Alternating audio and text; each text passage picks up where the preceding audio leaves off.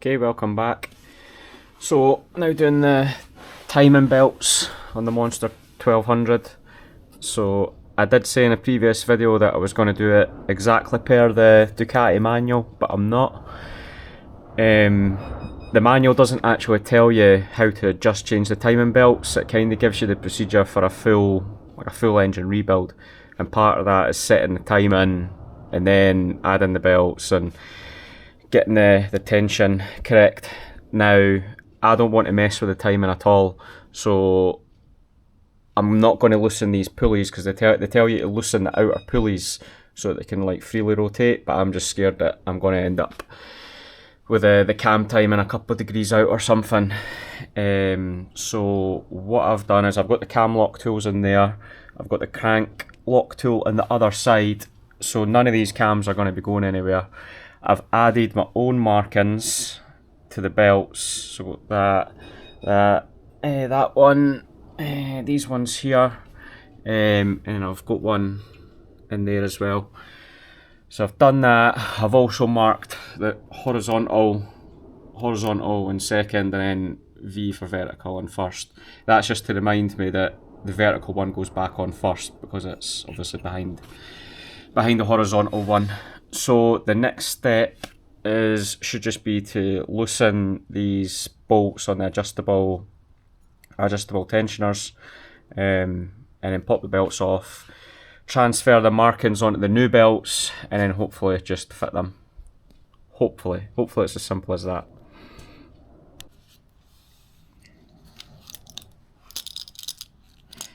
So as you can see, that's the markings moved over to the new belts. I was trying to see if there was any like date code marked on the old ones, just to see how old they actually were. I think looking at them, there's no way that they're 12 years old. They actually look fine. You can see there isn't like any cracking or splitting or anything like that, and they're still relatively flexible, or they don't really feel any different to the newer ones.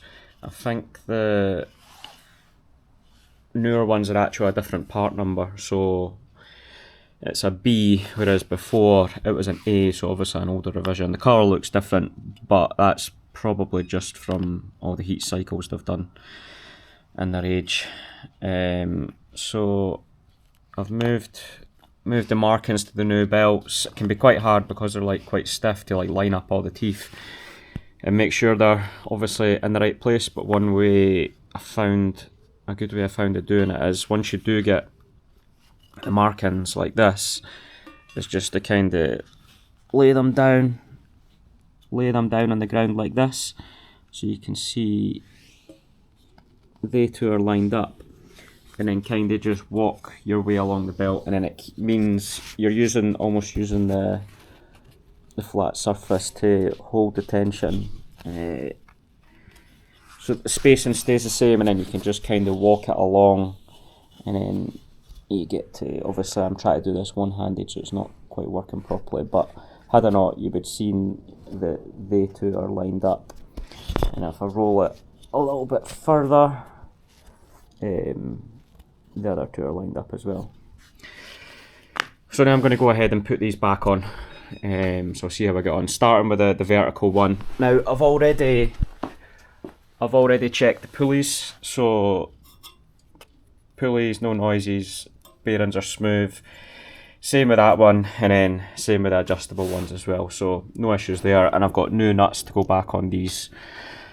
They are lock nuts, and it's just, for the price of them, I think for peace of mind it's better just to replace them, because if that lock-in feature wears, then they won't do a good job at keeping the tension and they'll start to loosen off. But I'll come on to that later, because there is a way these have to be put on and tightened up so that if they do start to loosen off, they shouldn't, well, you'll see when I explain it, but they shouldn't loosen. In fact, I'll just do it now. So on this one, I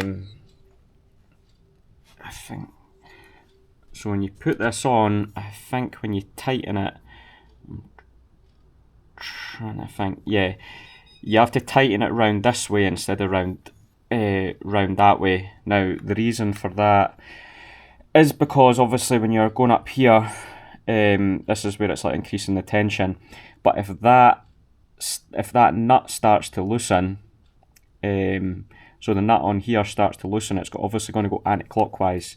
Now all the tension is pushing this down the way, which is pushing it clockwise.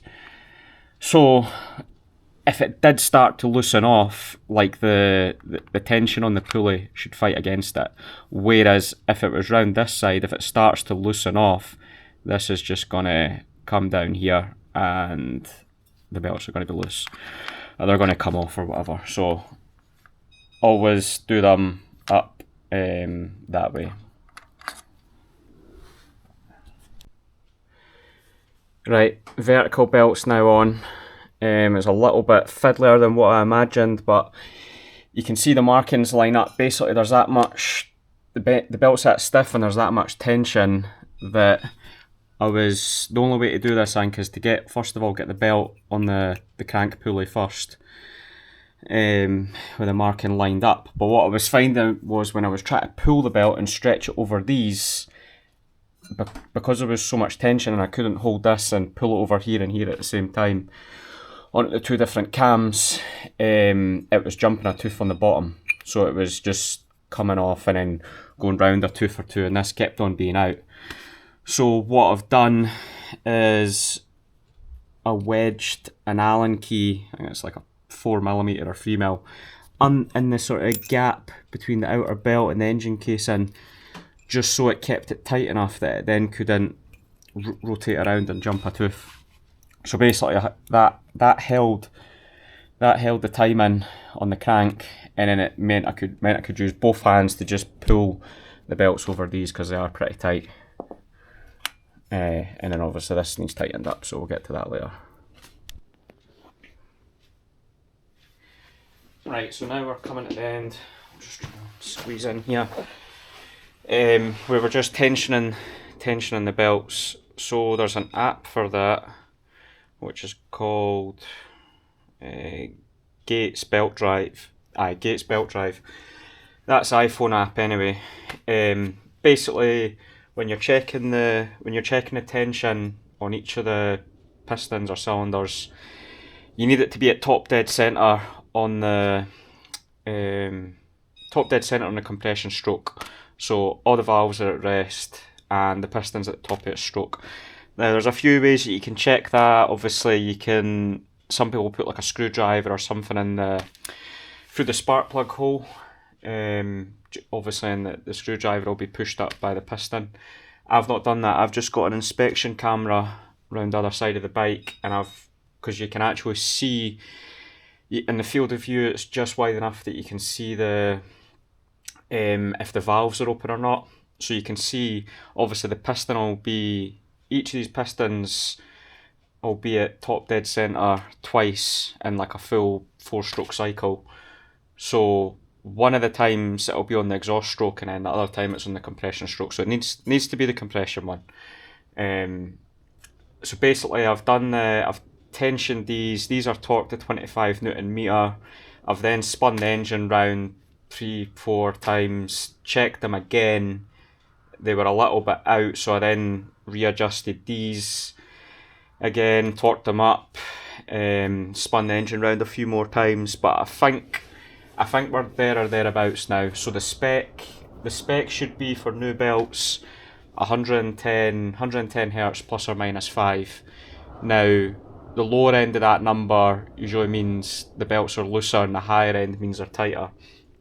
So in my opinion, if you're going to be on any end of that tolerance, try and be at the lower end. Just obviously, I think you're better with slightly loose belts than slightly too tight ones. So we're currently at top dead center on the compression stroke on this cylinder. So I'll show you what we get from this.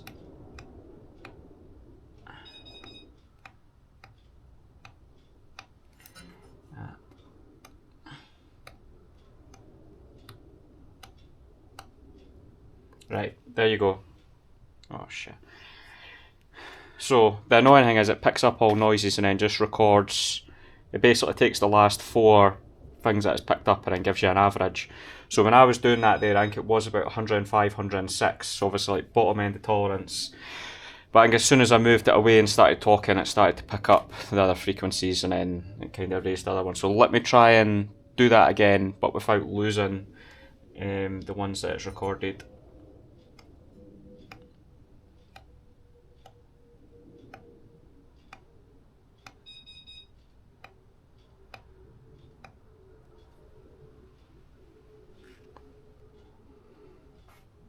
See that? Perfect. And then obviously the numbers start disappearing again.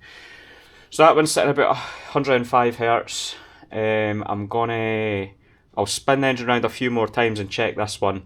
But basically for finding when each piston's at top dead centre, when the Ducati mark is down here, it'll be at top, this cylinder's at top dead centre. You just need to double check it's actually the compression stroke that it's on. And once you've done that and checked it, when you just need to rotate the engine anti-clockwise 270 degrees.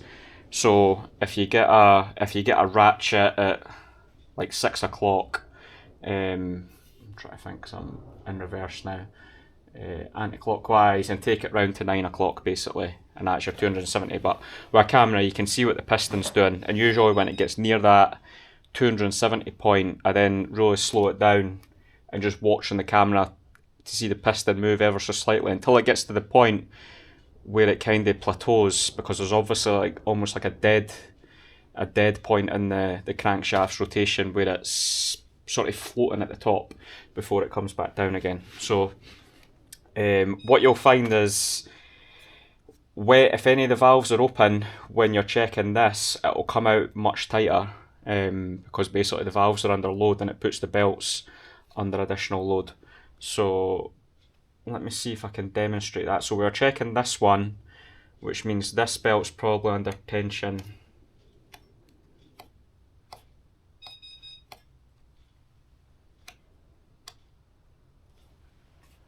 So you're seeing that's coming out about 110, 111. I reckon that's probably about 105 when it's in the correct position. So, yep, that's probably everything you need to know. As I explained earlier, make sure when you're pushing the pulleys around to tighten them, they're on this side. So if the force of the belt was pushing the pulley so much back the way, it would rotate it this way, which isn't going to loosen the nut. Whereas if you do it the other way, it's going to, if it was round this side for example, it would start pushing that way and it could actually start the nut backing off as well. And then you're in a whole world of pain. That's the same on this side. It does give me a little bit of the fear of the fact that obviously I've got all the markings on the belts and now none of them line up, but it'll take quite a few rotations of the engine before all these marks get back to where I put them. So I am going to double check that as well before I put everything back together. But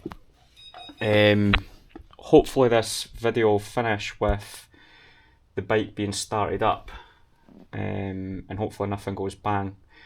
I don't see how it could. The timing should all be as it should be.